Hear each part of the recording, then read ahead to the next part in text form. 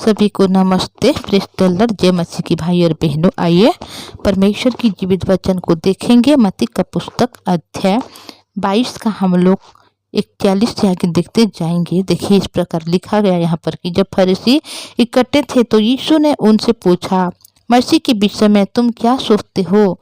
वह किसका पुत्र है? उन्होंने उनसे कहा, दाऊद का। उन्होंने उससे पूछा, तो दाऊद आत्मा में होकर उसे प्रभु क्यों कहता है? सो भाई और बहनों, जब परमेश्वर की जीवित वचन को हम देखते हैं और हर समय मत्ती के पुस्तक में हम देखकर आ रहे हैं और पढ़ रहे हैं और सुन रहे हैं, तो हर समय हर पल जो फरीसी शास्त्री लोग हैं, परमेश्वर पिता प्रभु यीशु मसीह के पीछे हर समय घूमते रहते हैं किससे कि उसको कैसे करके गिराएं, कैसे करके उसकी अपमान करें, कैसे करके लोगों के सामने उनकी बेइज्जती करें। सो भाई और बहनों, हर समय हर पल इस प्रकार वह जो करते रहते हैं। इनसे पहले भी हम लोग देखे थे कि एक जो क्या हो गया, फरीसियों ने और सदूकियों ने वहाँ पर सब लोग थे, तो एक व्यवस्थापक में आकर वहाँ पर बोल रहा था कि हे गुरु, व्यवस्था में सबसे बड़ी आज्ञा कौन सा है बोल के। तो यीशु ने उनको जो बोला कि तू अपने परमेश्वर को अपने सारे मन, सारे प्राण और सारे बुद्धि के साथ प्रेम रख और अपने पड़ोसी को अपने समान प्रेम रख। ये जो बातें उनको बोले तो वो कुछ नहीं कर पाया, क्योंकि वो अपने आप को बहुत बड़ा महान दिखाने के लिए वो आकर हर व्यवस्था को पालन करता है जो मूसा के द्वारा दिया गया था। तो इसी वजह से उसको लगता है कि मैं तो बहुत ज़्यादा हर नियम को पालन करता हूँ, मैं तो व्यवस्थापक हूँ, इसीलिए मैं इस प्रकार यहाँ पर प्रश्न करूँगा ताकि वो जो मनुष्य है मुझे कोई भी उत्तर नहीं दे पाएगा। सो भाई और बहनों, जब वो पूछा तो यीशु ने जब उनको इस प्रकार उत्तर दिया कि तू अपने सारे मन से, सारे प्राण और सारे बुद्धि के साथ अपने परमेश्वर से प्रेम रखना और अपने पड़ोसी को अपने समान प्रेम रखना, ये बातें सुनकर वो कुछ नहीं कर पाया, क्योंकि वो जो जितना भी व्यवस्था पालन क्यों ना किए हो, फिर भी वो ऐसा नहीं कर सकता कि अपने सारे मन, सारे प्राण और सारी बुद्धि के साथ कभी भी परमेश्वर से प्रेम नहीं कर सकता और वो कभी भी अपने पड़ोसी को अपने समान प्रेम नहीं कर सकता। इसी वजह से वो कुछ नहीं कर पाया। तो जब इस सब बातें जब घट गई तो उसी समय जो सारे फरीसी लोग इकट्ठे हुए थे वहाँ पर, तो यीशु ने अभी उन लोगों को प्रश्न पूछ रहे हैं। ये कहते हैं कि मसीह के विषय में तुम उनके बारे में क्या सोचते हो कि वह किसके पुत्र है? सो भाई और बहनों, देखिए, हर समय हर पल यीशु को उन लोग प्रश्न पूछते हैं कि कैसे करके नीचे गिराएं, कैसे करके उन लोगों के सामने में नीचा करें। इस प्रकार हर समय उनके हृदय में रहता है, क्योंकि उन लोग प्रभु यीशु मसीह को कभी भी परमेश्वर के पुत्र के रूप में कभी नहीं ग्रहण किए, बल्कि उनके पास में रहते हैं, आसपास में रहते हैं, जाते हैं, घूमते फिरते हैं, हर समय देखते हैं कि किस प्रकार परमेश्वर पिता ने अचंभित काम करते हैं, रोगों को चंगाई करते हैं, जो बीमार को छुड़ाते हैं और दुष्ट आत्मा लोगों को भी ठीक करते हैं। बहुत सारे ऐसे अचंभित काम करते हैं प्रभु यीशु मसीह ने। इन सारे बातों को लोग देखते हैं, ये भी सोचते हैं कि ये मनुष्य नहीं कर सकता, पर ये लोग कभी भी ये नहीं सोच सकते कि सचमुच में ये परमेश्वर की पुत्र है बोल के। पर उन लोग सोचते हैं कि ये साधारण मनुष्य है और जो यूसुफ के द्वारा जन्म हुआ है उसके पुत्र है बोल के ये समझते हैं, यूसुफ के द्वारा। सो भाई और बहनों, यहाँ पर जब फरीसी लोग यहाँ पर इकट्ठे थे तो यीशु ने उनसे पूछ रहे कि मसीह के विषय में तुम क्या सोचते हो कि वह किसकी पुत्र है? तो उन्होंने उनसे कहा, दाऊद का। सो भाई और बहनों, उन लोग केवल इतना जानते हैं कि यीशु मसीह दाऊद का पुत्र है बोल के, क्योंकि जब यीशु मसीह जाते रहते हैं, इधर उधर गली में घूमते हैं, परमेश्वर के स्वर्ग के बारे में उन लोग दृष्टांतों के माध्यम से उन लोगों को हर समय जो उपदेश देते रहते हैं, तो बहुत सारे ऐसे हम लोग कहानी में देखे कि बहुत ऐसे लोग हैं जो परमेश्वर को, हे दाऊद की संतान हम पर दया कर, हे दाऊद की संतान हम पर दया कर बोल के, जो मतलब दो अंधे व्यक्ति भी थे जिसके शरीर में दुष्ट आत्मा थे, उन लोग भी आके हे दाऊद की संतान हम पर दया कर बोल के उस समय भी बोले थे। तो शायद उस समय उस फरीसी लोगों ने वहाँ पर थे और इस बात को सुने कि हे दाऊद की संतान बोल के यहाँ पर बोल रहे हैं बोल के, इसीलिए उन लोग कुछ नहीं सोच रहे हैं आगे पीछे।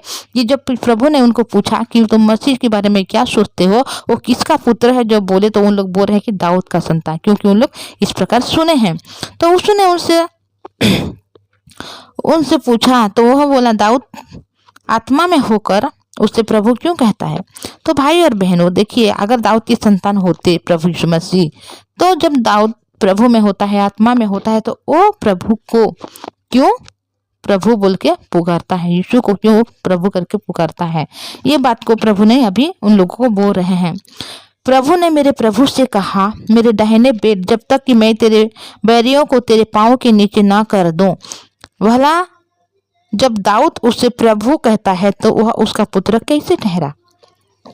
तो भाई और बहनों देखिए, जब दाऊद के बारे में यहाँ पर लिखा गया है कि दाऊद इस प्रकार कहते थे कि हे प्रभु, मेरे प्रभु से कहा मेरे दाहिने बैठ, जब तक कि मैं उसके बैरियों को तेरे पाँव के नीचे ना कर दूं।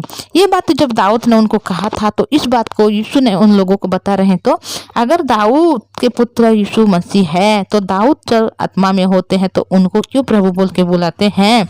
अगर भला जब दाऊद उससे प्रभु करके बुलाता है तो वो उसके पुत्र कैसे ठहरे।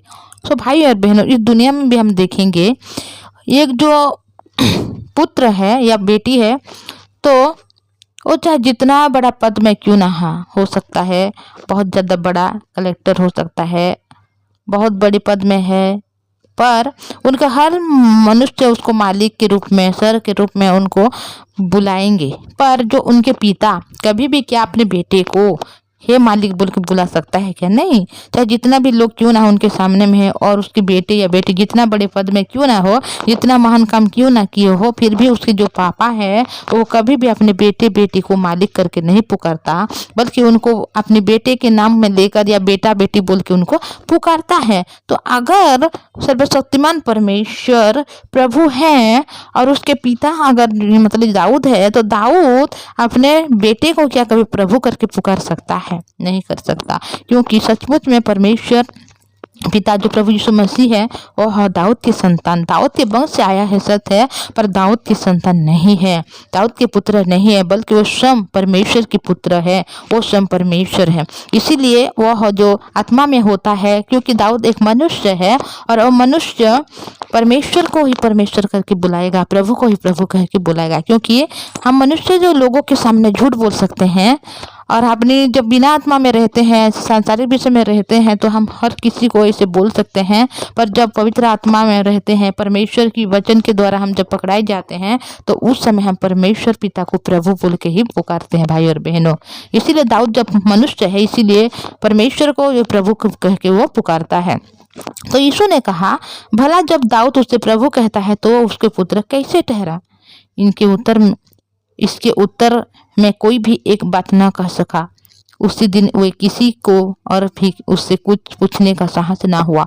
सो भाई और बहनों, यहाँ पर देखिए यीशु मसीह जो इस लोगों को इस प्रकार क्वेश्चन किए और उसके उत्तर उन लोग जब दाऊद का बोले तो उस दाऊद के बारे में यीशु ने इस प्रकार बोले तो उन लोग कभी भी कुछ नहीं कर पाए। जब यीशु ने कहा कि अगर दाऊद का पुत्र होता तो दाऊद उसको प्रभु पद के क्यों पुकारता। तो ये अगर प्रभु कन के वो बोल के अगर वो पुकारा है तो उसके पुत्र कैसे हुआ। तो उन लोग हर एक मनुष्य वहाँ पर अचंभित हो गए। वो बात भी उनके मुंह में नहीं निकला और कुछ भी नहीं कह सके, बल्कि उसी दिन से कोई भी और यीशु को कुछ पूछने की साहस नहीं कर पाया। सो भाई और बहनों, बहुत सारे ऐसे लोग रहते हैं हमारे आसपास में, हमें भी परमेश्वर के बारे में इस प्रकार प्रश्न करते हैं, बहुत ऐसे प्रश्न करते हैं जिसके उत्तर हमारे पास भी नहीं रहता, पर उस टाइम परमेश्वर के पुत्र प्रभु यीशु मसीह है जो सारे पृथ्वी को बनाने वाला परमेश्वर मनुष्य की सोच को जानता है, मनुष्य की चिंता को बहुत अच्छी रीति से जानता है, मनुष्य कितना सोच सकता है उनसे परमेश्वर बहुत अच्छे तरह से जानते हैं। इसीलिए उसके सोच से बढ़कर परमेश्वर है, क्योंकि परमेश्वर सर्वशक्तिमान, सर्वज्ञानी, सर्वव्यापी परमेश्वर है, उसको हर एक बात पता रहता है। तो जब हम परमेश्वर के जीवित वचन को लेकर जाते हैं, कोई भी हमें इस प्रकार क्वेश्चन भी करता है, कोई प्रश्न भी करता है यीशु के बारे में, तो हमारे पास कोई जवाब नहीं रहता भाई और बहनों। इसीलिए हमें किसी की बात को हमें डरने की ज़रूरत नहीं है। हो सकता है बहुत सारे ऐसे लोग हैं खुद जानते हैं कि हम लोग बहुत जानते हैं यीशु के बारे में, सोचते हैं और वो लोग हम लोगों को भी नीचे दिखाने के लिए, नीचे गिराने के लिए इस प्रकार बात भी करते हैं कि हम कभी भी अपने मुँह को खोल ना पाए बोल के। पर जब परमेश्वर हमारे साथ है, हमारे हृदय में परमेश्वर बसा है, तो हमें किसी को डरने की ज़रूरत नहीं, क्योंकि हर सवाल का जवाब देने वाला हमारा परमेश्वर है। हो सकता है आपके हृदय में इस प्रकार प्रश्न है भाई और बहनों, बहुत सारे दिन में है, आप जो एक प्रार्थना में लेकर हैं और हर समय प्रार्थना कर रहे हैं, प्रार्थना के उत्तर भी आपको नहीं मिला है। हो सकता है आपके जीवन में बहुत ज़्यादा दुख, समस्या, पीड़ा है, रोग से आप पीड़ित हो, आपके परिवार में किसी से, पर इतना दिन हो गया आप परमेश्वर से चंगाई मांगते हो, नहीं मिला है। तो भाई और बहनों, आप चिंता न कीजिए, क्योंकि परमेश्वर हर प्रश्न का उत्तर देने वाला परमेश्वर है। जब आज परमेश्वर ने इस वचन को आपके पास भेजा है, तो परमेश्वर आपके हर सवाल की जवाब देने में सामर्थ है और देने के लिए आपके पास में आ गया है। तो भाई और बहनों, जब आप इस वचन को सुनते हो तो परमेश्वर को विश्वास करते हुए परमेश्वर के सम्मुख में आके, चाहे जितने भी अपने हृदय में कठिनाई है, परिस्थिति है, चाहे जो भी है, जो आप किसी को बोल भी नहीं सकते, हर एक बात को परमेश्वर के सामने बोलिए, प्रार्थना कीजिए और वचन सुनिए, ताकि आप हर जब वचन को सुनते हो, बाइबल में पढ़ते हो, तो आपके हृदय की हर समस्या ऐसे ही दूर हो जाता है, क्योंकि वचन हर समस्या की समाधान है। हर सवाल का जवाब देने वाला केवल पवित्र परमेश्वर पिता प्रभु यीशु मसीह है। तो आप कभी भी किसी और के बारे में ना सोचे, क्योंकि सांसारिक मनुष्य केवल संसार की बात को बोल सकते हैं, पर आत्मिक मनुष्य जो परमेश्वर पिता है वो आत्मिक के बारे में बोल सकता है। हमारे बाहरी रूप को देखकर लोग बोल सकते हैं, बहुत सारी बातें हमें तसल्ली दे सकते हैं, पर अपने हृदय की संपूर्ण जो बात रहता है, हमारे भीतर में जो छिपी रहती है, उस बात को केवल परमेश्वर ही वहाँ से हमें बाहर निकाल सकते हैं। तो आज मैं इतना बोलूँगी भाई और बहनों, आगे हम हर बात को देखेंगे और परमेश्वर की जीवित वचन से ही सुनेंगे। तो मैं आप लोगों के लिए प्रार्थना करना चाहती हूँ, तो आइए प्रार्थना करेंगे। इनसे पहले मैं आपको रिक्वेस्ट करना चाहूँगी, अगर आप इस चैनल से नए में आए हैं तो इस चैनल को सब्सक्राइब कीजिए, लाइक और शेयर कीजिएगा, ताकि जब मैं वीडियो अपलोड करूँगी तो सबसे पहले आप सुनने को पा जाएंगे। तो भाई और बहनों, प्रार्थना करेंगे। पवित्र परमेश्वर पिताजी, धन्यवाद आपकी दया करुणा सर्वशक्तिमान प्रभु, आपने हमें अनुग्रह आशीष दिया। आज आप जीवित वचन को हमारे भाई बहन के पास में भेजा है प्रभु, इसलिए धन्यवाद करते हूँ।